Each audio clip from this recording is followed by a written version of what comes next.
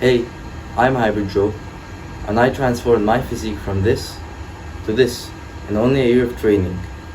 And today, I'll be discussing a rather important but controversial topic. That is, how much sets you should do per exercise. People often answer this question using science, but I think the real way to answer this question is by using you, the viewer, as a reference point.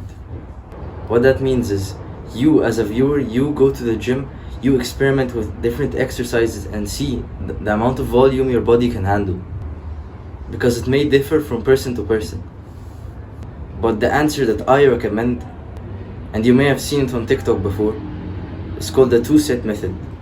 What this means is you do a set, you take it to absolute muscular failure, and when I say muscular failure, I mean it. I mean when the weight is literally pushing you down, not the opposite. I want the bar to fall on your chest, and then you can call that failure. It's to the point where someone has to come and save you and take the bar off you.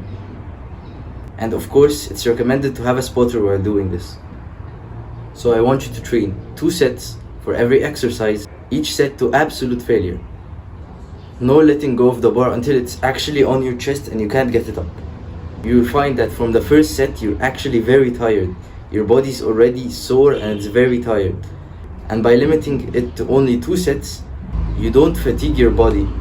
Because by doing 3 sets to failure, it's too much fatigue and you're not getting even that much more muscle stimulus to compensate for the amount of fatigue you're getting. So by doing only 2 sets, you'll actually feel more refreshed while doing the other exercises later in your workout.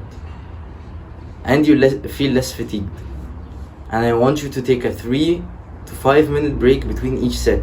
Even though science recommends like 30 seconds to 120 seconds of rest only, I'd recommend to take more, because you're training to absolute failure, or you can't even get the bar off your chest. So of course, your muscle fibers are going to be destroyed. By doing this, you get the benefits of training hard and you negate the downsides.